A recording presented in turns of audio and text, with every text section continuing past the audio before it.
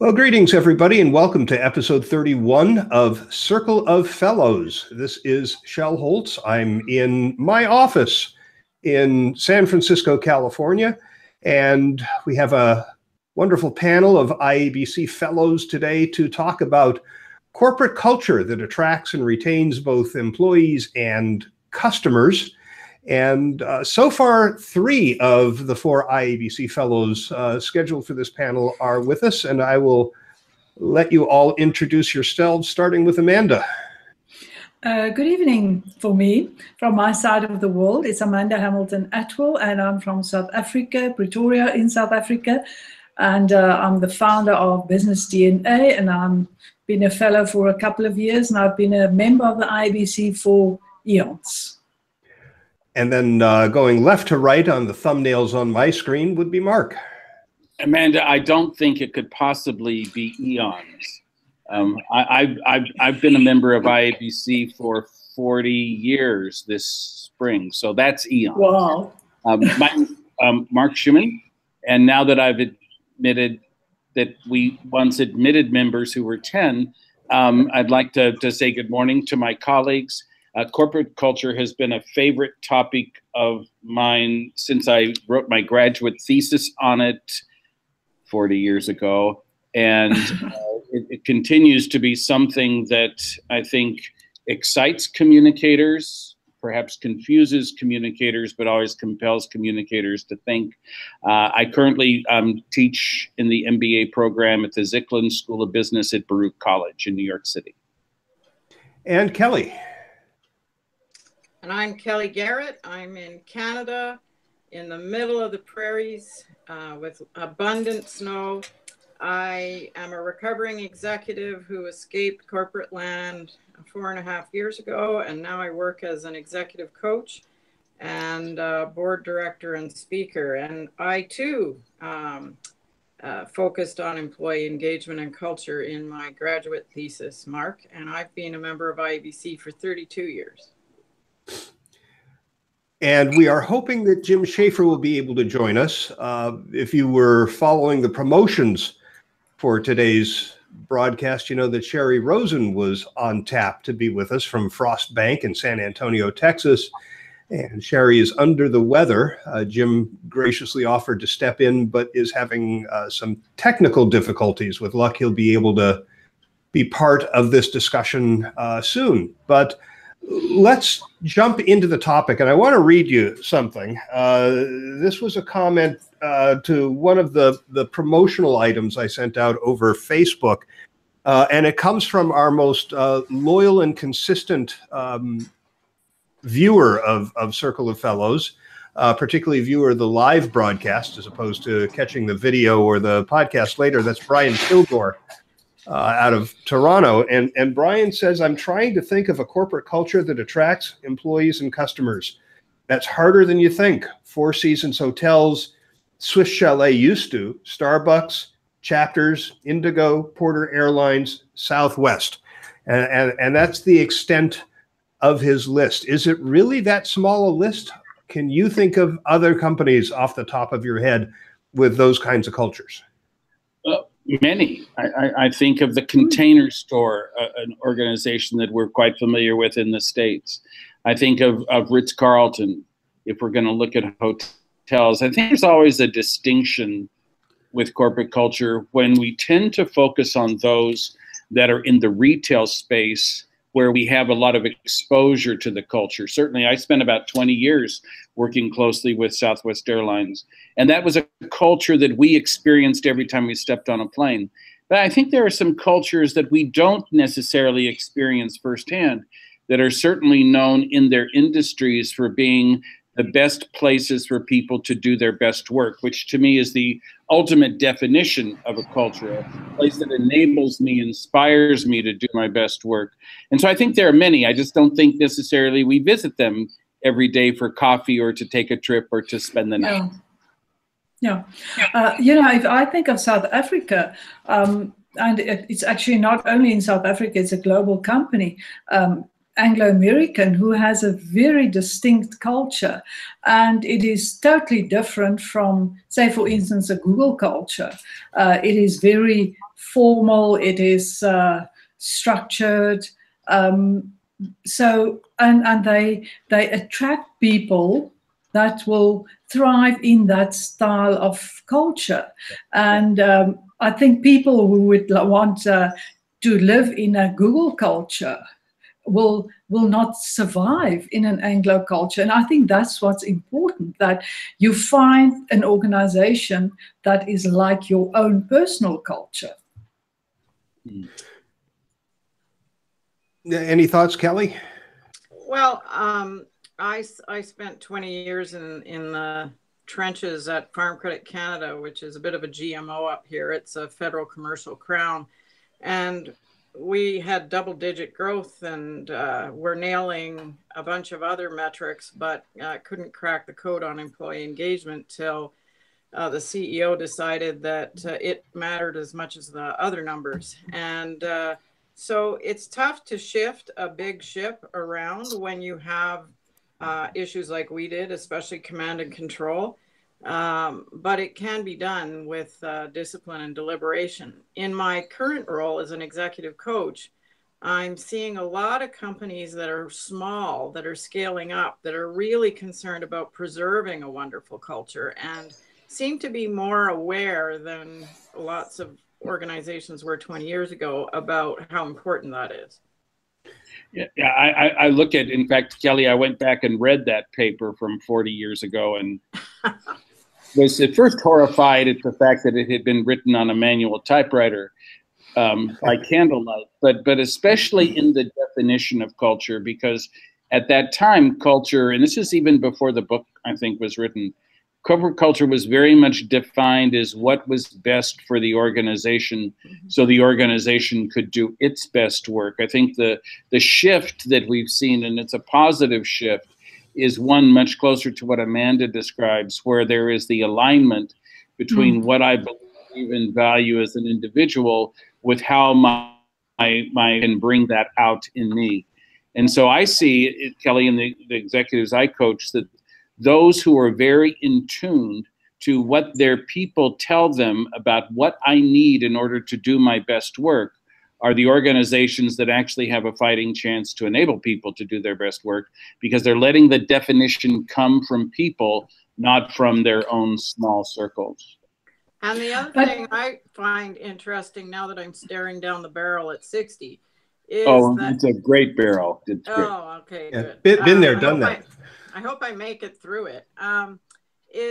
You know, I was listening to a speaker last night who's a master coach, and she was talking about how millennials and so on are more apt to have, to be vocal about what their demands are in terms of their own career, but the culture they want to work in. And I thought, it's not that I didn't have those needs. It's just being vocal was kind of a politically unsavvy move. Yeah. I totally agree with you, because I always feel that they say the millennials do this and the millennials do that. And I think all four of us, if Jim was there, kind of came from the generation where we also changed a lot of things in the corporate world, but that's another story. What I find very interesting about organization culture and attracting people is that within this very strict, disciplined culture, that you can get these little islands with a totally different culture within the bigger culture. For instance, the communication function, they are more relaxed, they are more, fun and joy and doing things a different way. And in that organization, but if you compare them to the engineers, which is like straight up and down, I think that we must also take that into account when we look at organizations, especially the big ones. And I absolutely, go ahead. I remember interviewing Kurt Kaufman about 10 years ago from Gallup, and he said you have as many cultures as you have managers, so independent of a particular profession as well. Go ahead, Mark. Sorry. Well, I broke into the corporate world of corporate culture in my first job, which was at the original Frontier Airlines that, contrary to popular belief, was not started by the Wright brothers.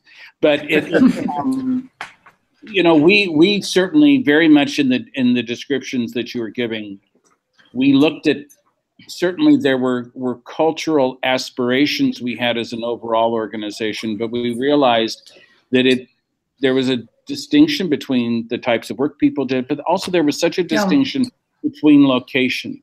And so I think, Kelly, when we started flying to Regina, that was a very different cultural experience for those employees than those who flew to Tulsa or those who flew to Atlanta, where I am today. And so I think that we as communicators, in our aspiration to sometimes do things on a grand scale, may forget that culture is very much a local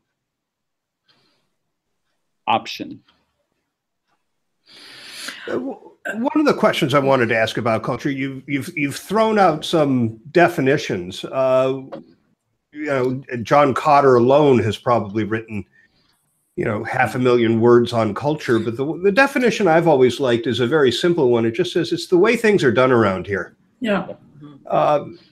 And the way things are done around here is based on a lot of things. It's, you know, based on tradition. It's based on values. I mean, the values are supposed to drive behaviors, right? We believe in these things, and therefore we're going to act in a manner that is consistent with the things that we believe in.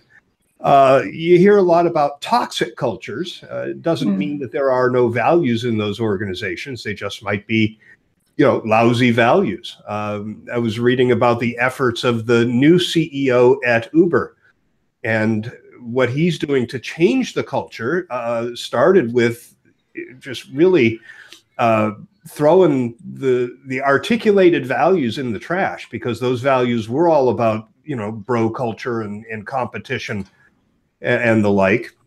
And he went to the employees and he says, first of all, I don't want to use the word values anymore. Let's call them norms.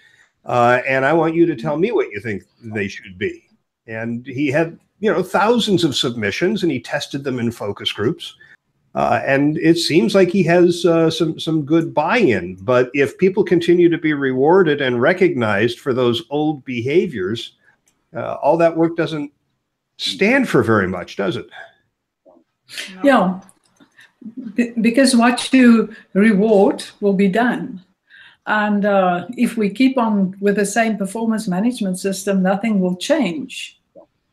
And even if you change the performance management system, actions speak louder than words. So if the senior types and the ones who get promoted are rewarded for certain behaviors, it doesn't matter what is codified. You know, I love that definition, Shell, that culture is how we do things around here, because whether created deliberately or not, all organizations have a culture. It's like brand. You might pay attention to it, but you might not, but you still have a brand. And so you have a culture whether you pay attention to it or not. Yeah. And an awful lot of it boils down to how things are actually done, not what's espoused. And this is truly a case of where cultures are built or changed or discontinued or whatever, one person, one moment at a time. And one of the things I find, and Kelly, I guess you find as well, is a little bit of frustration when you have to tell a well-intentioned CEO that, no, I'm sorry, you can't change that culture simply because you want to change it. This is, I'm sorry, it's not like a car or a house. It is the way that we behave in every moment. And therefore, it requires that intense focus on every conversation, every piece of feedback, every meeting, everything that you don't think someone is watching. They all feed to this great piece of adhesive tape called culture. And I think coming back to the personal culture, you know, if you bring diversity into an organization, and it was, let's take this organization was started by a group of a specific cultural group. and they were entrepreneurs and they were fast movers. And now they're very successful. They grow and grow and grow and grow, and they bring in all kinds of other diverse elements. And suddenly things do not work anymore because of the diversity in this very fine culture. And for me, that is one of the big crises in a growing organization, to say, well, what brought us here will not take us any further, because the culture that we had is not it's sufficient for the future that we want to move into. And I think about Southwest, and I was lucky enough to get to do work with them for many years. And my homage to Ginger Hardage, who was such an architect of that culture. You think of the Southwest of 1989 when I started working with them, and they were just beginning to define what this culture could be for people working there as well as for the people who flew them. It was never about fun. It was always a very serious business, but it was at its core about not taking ourselves too seriously, taking everything we do for our customers and for each other with ultimate seriousness. So what are the elements of culture? Yeah, I mean, we've thrown out a couple of definitions, and we've talked about how it can really influence a company's character. Peter Drucker famously said that culture eats strategy for breakfast, which I think is a wonderful line and entirely true.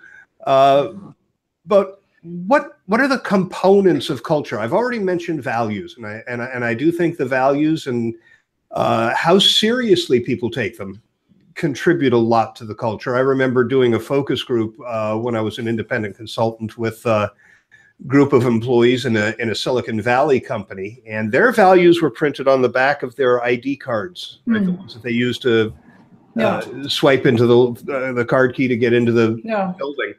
And I asked how seriously they took those, and their cynical laughter served as an adequate answer to my question. And I asked where that came from. They told me that a couple of weeks earlier, a guy had gotten promoted to a very senior position with all of the salary and the company car and the perks that went along with that position. And he earned that by blowing his numbers away. And he was able to blow his numbers away, they told me, by violating every single one of these values on the back of the card.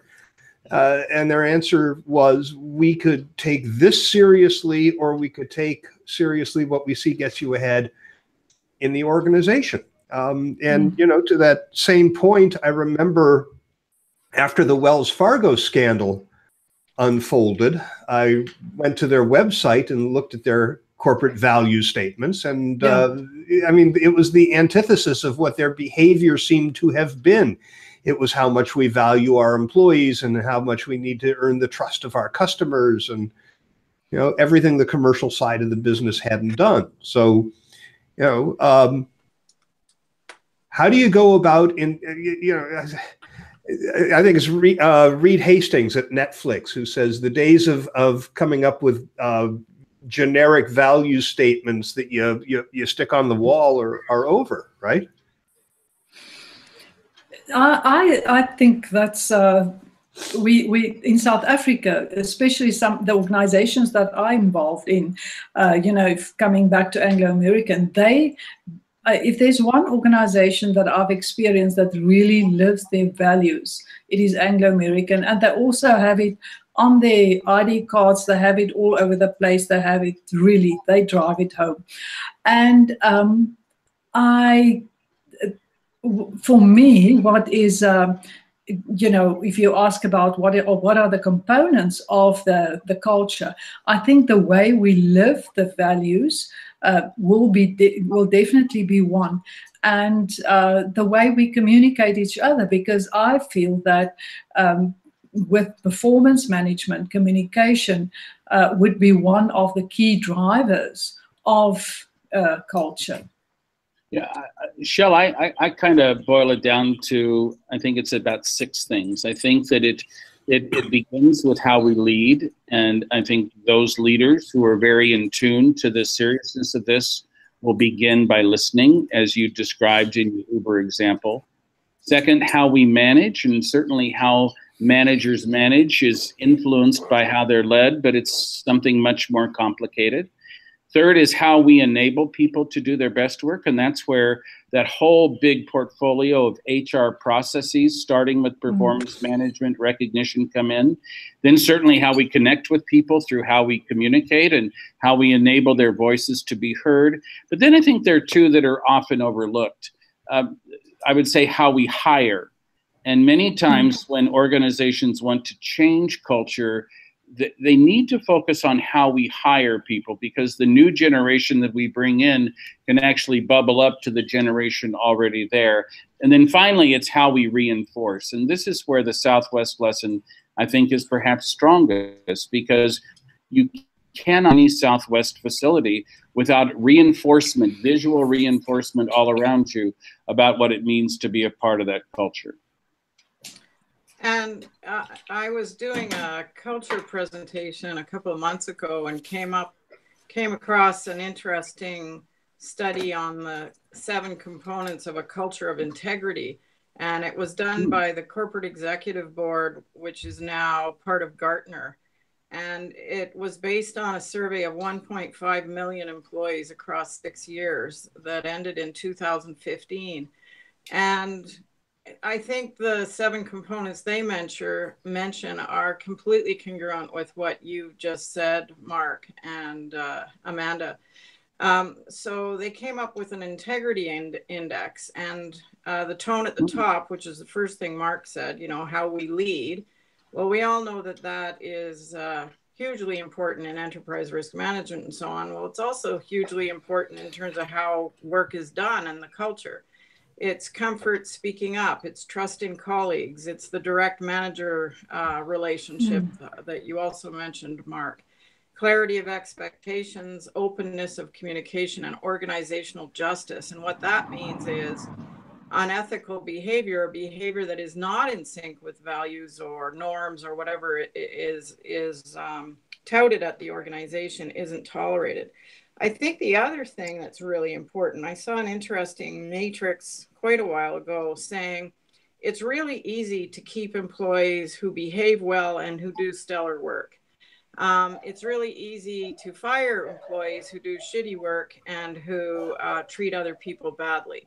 It's super hard to fire the ones who got the car, as in the early example, in terms of blew their goals out of the water but treat others badly. So you need to get rid of them, but you also need to get rid of the ones who are wonderful people, but who don't get anything done, because that's part of organizational justice as well. Right. Well said. We have a question, and I do need to let everybody who is watching live know that you can send us your questions over Twitter by using the hashtag COF31. That is Circle of Fellows episode 31.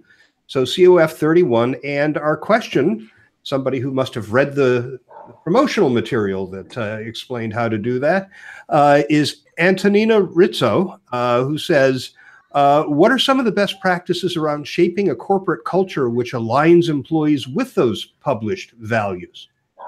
So, you know, you have it on the plaque in the boardroom, and you've published it on mouse pads and, you know, the back of the ID card, and you want to build some alignment around that.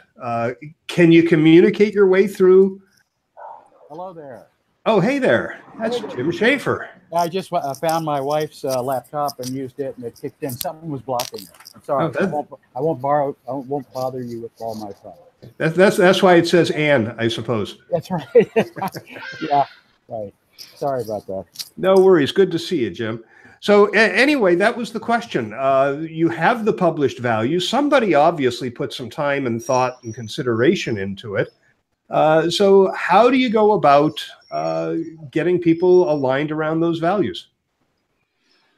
I think it comes to what Mark and Kelly said, that it's about leadership, and it's leadership all around, right through the organization, from top to bottom, on every level. Because if they do not live and communicate and reward the right behaviors, the new culture that we want to create, it will not be supported in the organization. I think that in order to, it's a great question, in order to move beyond good intentions, and so many organizations have good intentions and leaders have good intentions, and values often summarize those good intentions. But in order to move beyond good intentions, to quote Kelly, what actually happens here, I think that we have to listen and we have to probe and we have to help people internalize what these values actually they mean to me, and what they mean and how they are guardrails for how I work according to the nature of my job. Yeah, I think there's also a need to tell stories in organizations. And if you can find the stories of employees who have lived these values, who have demonstrated these values in their work in a way that's appreciated by their peers, telling those stories is a form of recognition that tells everybody else that this is, first of all, there are people who are living these values, and second of all, they're getting the story told about them through, the internal communication channels, or even just through the story networks that exist in the organization. Those stories being passed, employee to employee. If I can add, coming in a little bit late, I think I know this subject because I think I've encountered it before, but I think what your question was before I came on was, how do we convert banners and statements of purpose and all that? How do we really get traction and turn it into the way we change the way work is done? I think one of the things that happens in change efforts is that we try to change the culture. And I think that's a mistake. I think what we need to be doing is trying to change the work that gets done, because results don't change until work changes. One of the things that I use a lot when I'm taking a particularly a large organization through change is work with the leadership team to get clarity around what it is these words and phrases means. And I have an exercise that I use with them that says, when we say this, it means we're going to do these things. And when the leadership starts to wrestle with issues about that they're going to require real fundamental changes, it gets the leadership's attention and they can start to reconcile differences. I was working with Honeywell and the Honeywell leadership team, and they were talking about the need to have profitable income. We can't just have income, it's got to be profitable. And somebody said, well, that means we're going to have to eliminate about 20% of our customers who are not profitable. And most of the organizations and the leaders said yes, except the head of marketing and sales, who said, wait a minute, time out. I didn't know we meant that. Well, he was going to get burned by that if they kept the compensation arrangement the way it was. So that discussion right there said, no, we're going to do different things, but we're all going to reach agreement on what that is. The other big piece of it is that in these situations where we have banners and posters and stuff like that, one of the things we have to do is start with the leadership doing what I just said. When we say this, it means we will do this.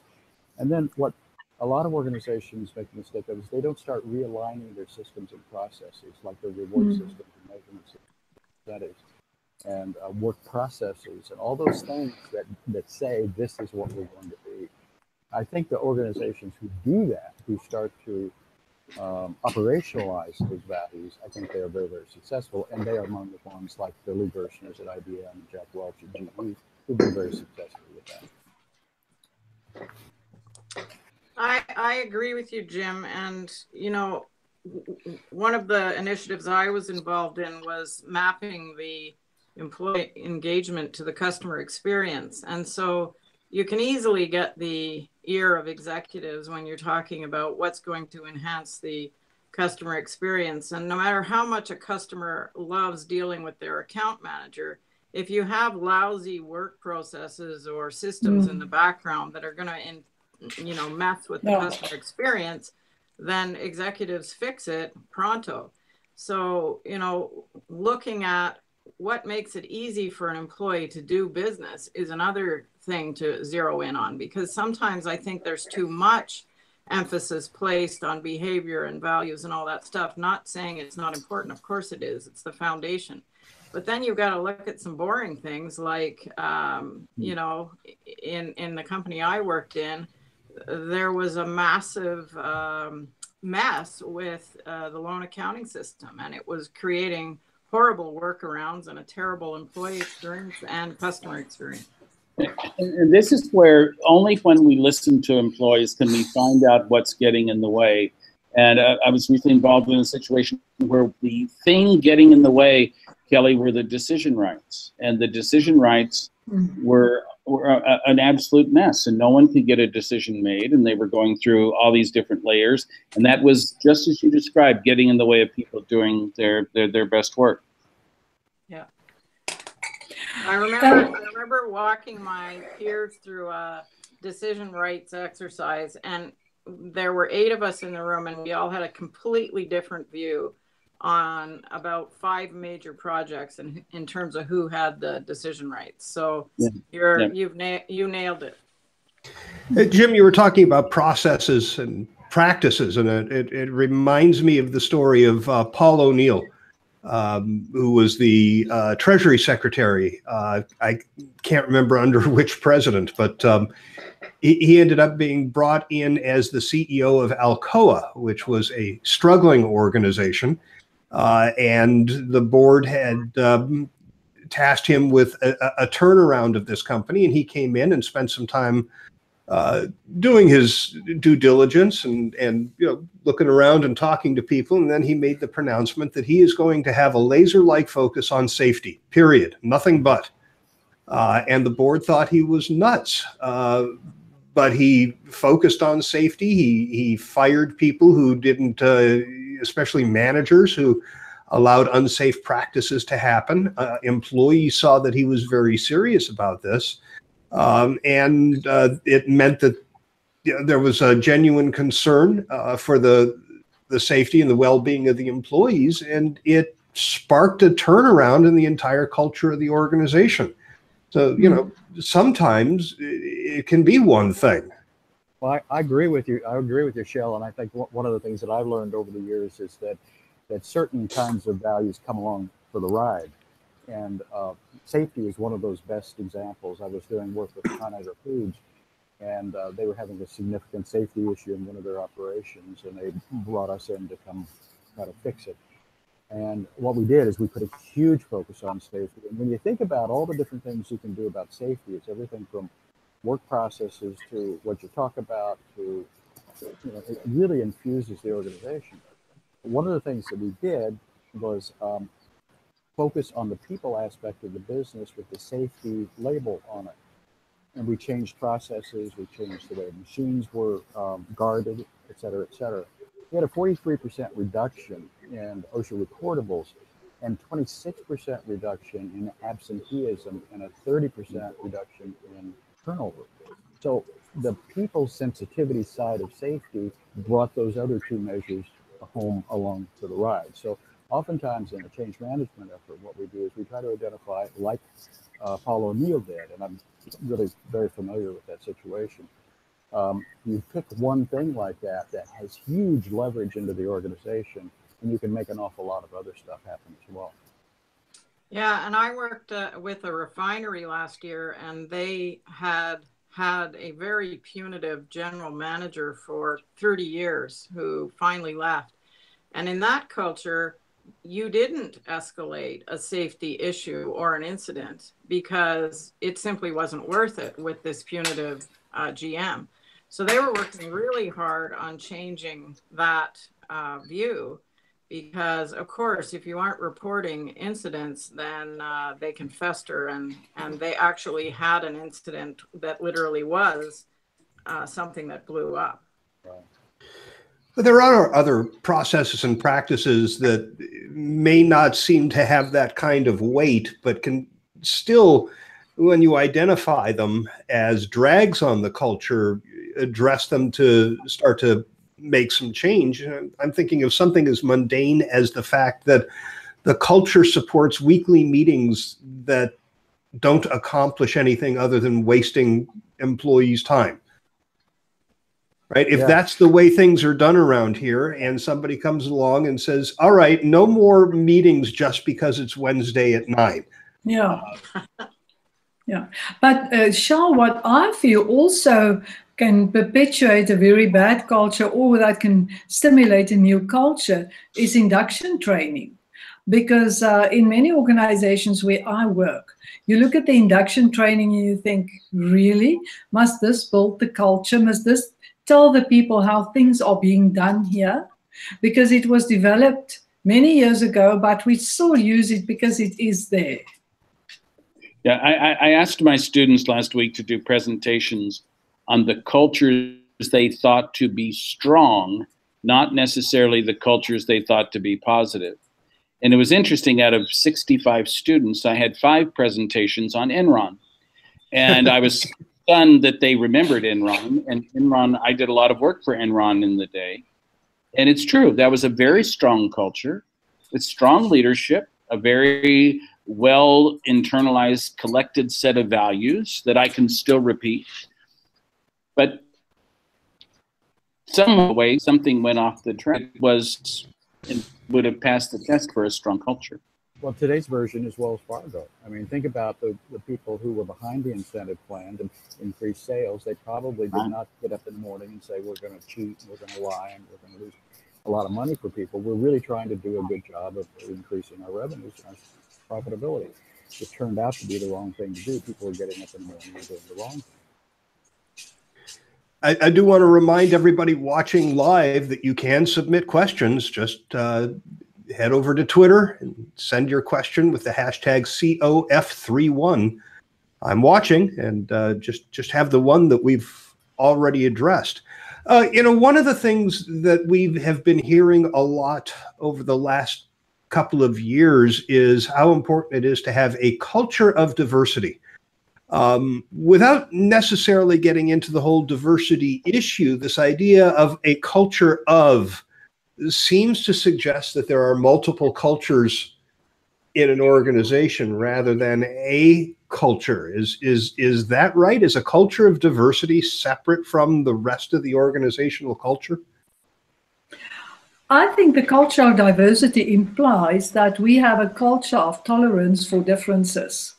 So there should be a strong central culture. But, if you have people from which prefer to dress differently, that would be okay. And if you prefer people to behave or eat differently, different foods in a canteen, because that's part of the culture of an organization. So for me, if I hear a company say they have a culture of diversity, I would say it implies that it's an accommodating culture, that they know what they stand for, but they will not penalize you for being different. But some things we do in a specific way, because this is how things are done here. It's an interesting question, because I came across a quote from a guy at the University of Brighton, Paul Sloan, who did a TEDx talk on innovation, and talking about how fostering diverse ideas is so critical to innovation. And he said, you never meet anyone who thinks they're not receptive to other ideas, because we're all mental prisoners of our beliefs and assumptions, and they construct our mindset. So you can see the problem. You're trying to foster a culture of diversity, be it visible diversity or invisible, in terms of people with who come from different professions, who have different viewpoints. Yeah. And yet, if everyone thinks of themselves as open-minded, which apparently most of us do, how do you get at the ones who aren't? So I don't have an answer, but it's a fascinating question. I think that it's a little bit like employee engagement. Diversity is a means, not an end. We have so many people who are doing employee engagement surveys and scores, and you're going to win if your scores are high. But engagement has got to be a means towards something that is going to matter to customers and to shareholders. The same with diversity. We did a project for Labatt Breweries up in Canada a number of years ago, and one of the things we heard was that a lot of the women in our focus groups were telling us that if they had more of a hand in the packaging, the distribution, packaging, and the advertising, that they could increase their beer drinking, the beer by a significant percent. And so I put together a group of people across Canada, and we spent, in fact, Tudor Williams was very much involved in that process. And so one of the things that we did is we brought women together to really give us some really, really good ideas about packaging, advertising, and other ways that we could sell more to women. And they had a 26% increase in women's purchasing of beer within about 4 or 5 months. That's an example of how to instill diversity into an organization. But if we're just going to go and we're going to get 2 of these kind and 3 of these kind and 4 of these kind and say we passed our inspection, you could have just created a drain on the organization instead of a gain for the organization. And I think this is back to an earlier comment of culture is a collection of decisions that managers make every day. And so much of the symbolism of culture is in the manager's hands. The manager who finds a place for a Muslim to pray, the manager who finds a place for other acts of and beliefs, the manager who makes certain that we do listen. And I think that part of the thought here that is emerging is that I think we as communicators, part of our job here is to keep the organization honest, keep the organization working within a zone of cultural truth, but also keeping the organization focused on who we can empower to actually make culture come alive every day. Well, with about 15 minutes left, we probably ought to talk about the role the communicators can play in fostering a strong culture or changing one. I have no doubt that in an organization with a toxic culture, bad culture, that a communicator has been called into an executive office and said, we need to communicate the positive culture that we are looking for. So just how much influence does communication have over an organization's culture? I think that depends on the skills and knowledge of the communication person. I think that there are a lot of people who are great writers and tacticians, and they have a different role to play than a strategic advisor kind of a role. The opportunities are endless in terms of the need to coach leaders about some of the things that you all have been talking about, you've been talking about, is how do you help a leader do something different to set the tone of the organization and to help change the culture. You can coach that leader, counsel that leader. There's a big place for that. There's also a big place for somebody who is going to help follow up with recognition for people and that sort of thing. I think one of the things that communication people fall into is they fall into, okay, I'm going to get some more banners and posters out, and that's going to probably change the stock price for us. So I think what communication people have to do is get out of their original craft orientation, or when they use that craft orientation, do it to change behavior, which changes results, which improves the business. A lot of people are doing a lot of stuff that doesn't have any impact whatsoever, or the customers care about, or shareholders care about. We got to get out of that.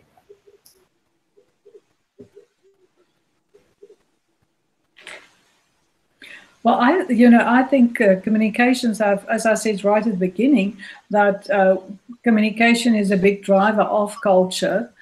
And I would say, the first thing that I would do is to determine what the people think the culture is at the moment, because then I know what I need to do to move the needle from where it is to where I think it should be. And I think the communication platforms that you use will have a big impact on the culture that you foster. I was at a company yesterday, and it is, I don't know, it is now globally, but I don't know if you have seen it, it's Nando's. And they're a very slick, modern, fun company. And the way that they communicated before they got this new person to take the communication role and how they do it now is so different. And I cannot think how they could instill this culture of fun and color and everything. They call their head office the main kitchen. I ask you. So it is and I think that's the importance, that communicators must understand their role, but they must know where they are at the moment, that they can change to where they want to be. Amanda, I think we primarily facilitate that change through how we influence, not in what we create. And if we think about one of the narratives coming through this discussion is the power of the scripted moment as well as the importance of the unscripted moment.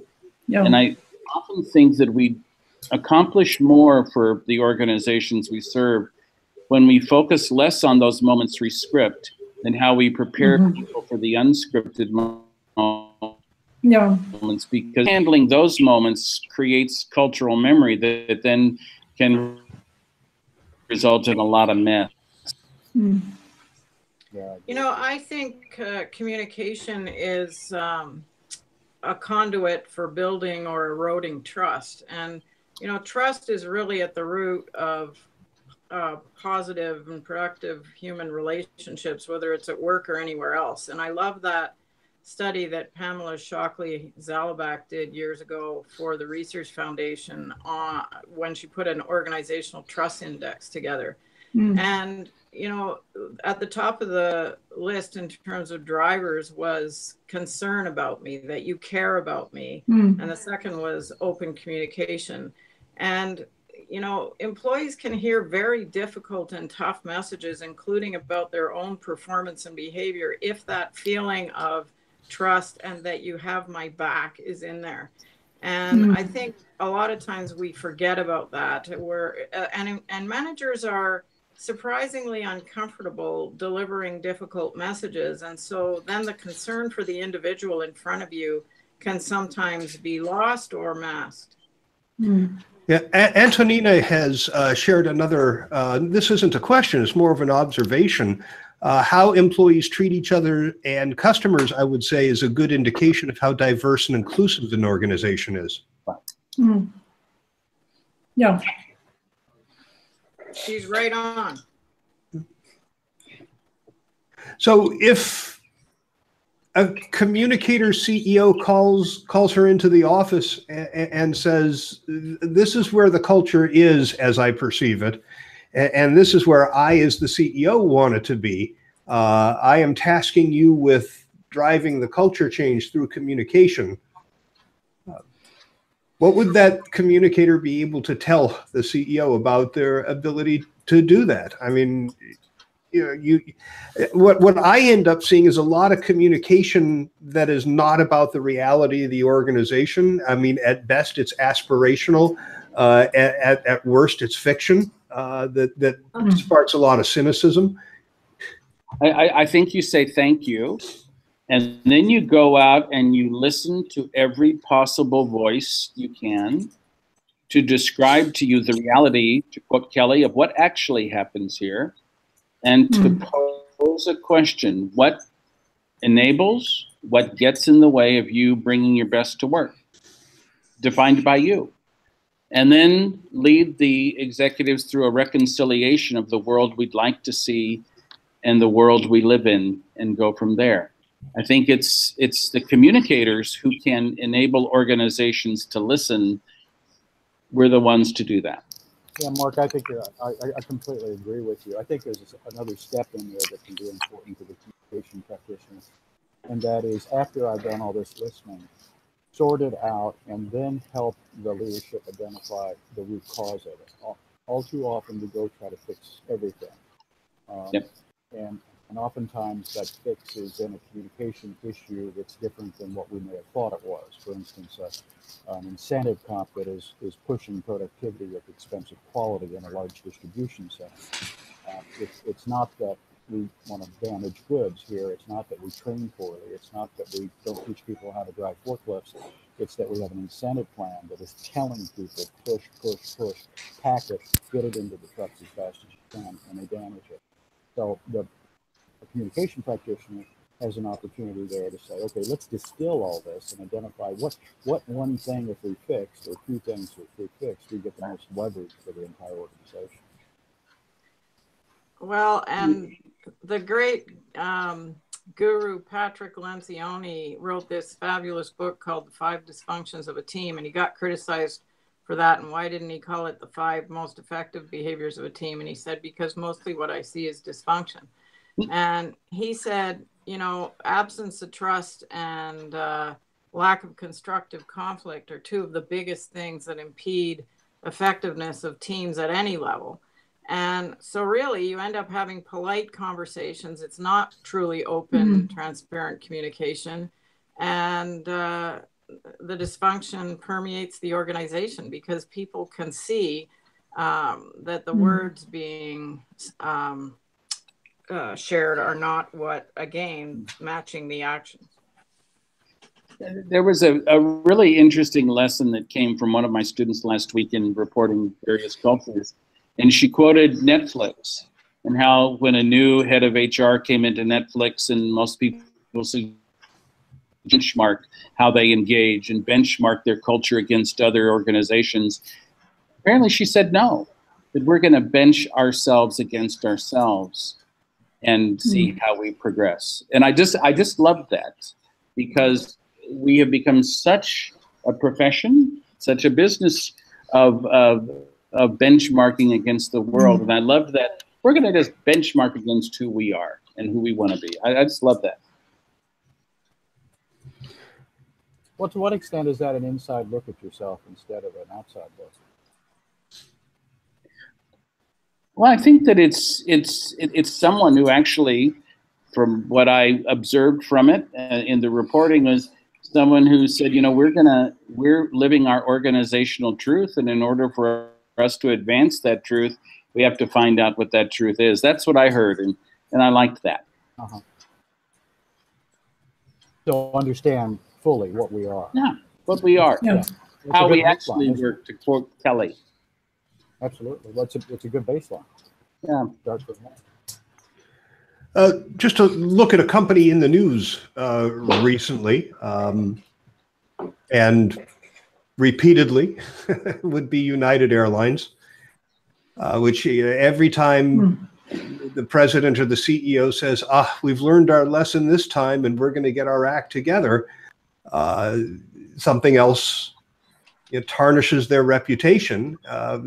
They continue to do reasonably well financially, mainly because people who have to get from point A to point B are going to fly the airline that has that route and that schedule.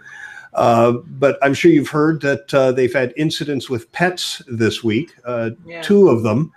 There were 2? I heard the one. There were 2. There was the first one was a French bulldog that was put in the overhead bin and died. The second one was a dog that was supposed to be going, I think, to Kansas City, but got shipped to Japan instead, and wasn't in Kansas City when the owner was there to retrieve it. And that led to an article, a headline that I saw just this morning, that said United had the most number of transported pet fatalities in the airline industry in 2017 and 2016 and 2015.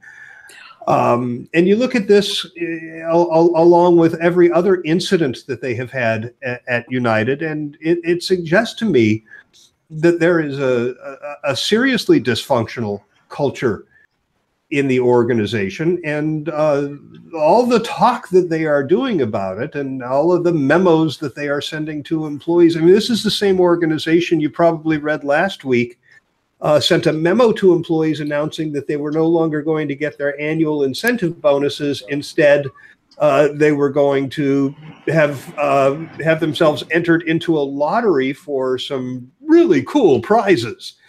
So a few people would get some awesome stuff, but everybody else who had worked and met their targets and done what would have previously qualified them for a bonus, they would get nothing. And there was outrage among employees, and certainly I have to question whether telling people that we're changing your compensation in a memo was the best idea. But if somebody contracted you to come into United and help them fix their culture, where would you begin? I think it starts with what Jim said earlier on with the systems and processes, because if the systems and processes will allow putting the dog in the overhead bin, then if the SOP is there, it will happen. So start with that and tell the people that it is going to change and this is what it is as from now on. And I think you will get a long way with that. Yeah, I think about, the airline business is just so incredibly complicated and it just becomes more so. But I think about something that Southwest did maybe a little bit more years ago, when they realized and they were having some operational challenge to people on staff having forgotten the commitments they made to their colleagues, and that the reorientation was as simple as my realizing that the way that I do my job impacts how good a day my colleague is having, and ultimately that impacts the customer of the problem, which was all about only asking what's the problem.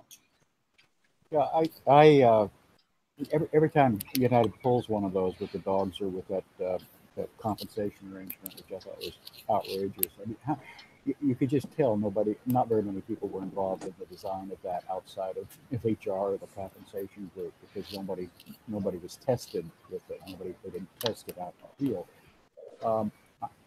I think the first thing that I would do if I were there, and I've been in many of these situations, is I would do an awful lot of listening. I would get around very, very quickly, and I'm talking about days, not weeks or months.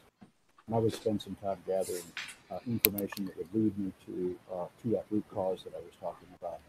But I would have a sort of a presupposition going in if I were flying out there out to Chicago on Southwest, and I had my meeting with the folks at United. I think my presupposition is there's a distance between the leadership and the rest of the organization. It just feels that way. Well, we are at 2 minutes to the top of the hour, so we need to wrap this up. I do want to let everyone know about the next episode of Circle of Fellows, episode number 32, which is scheduled for Thursday, April 19th at noon Eastern. The topic is critical communication skills for the future, which I think should be a pretty interesting topic because there are some skills emerging. I was intrigued to see earlier this week that Christopher S. Penn, a executive vice president at Shift Communications, has left to start his own insights organization, looking at analytics and artificial intelligence as means of gathering audience insights. The fact that he's confident that he can build an entire business around that suggests that there is at least one new communication skill for the future.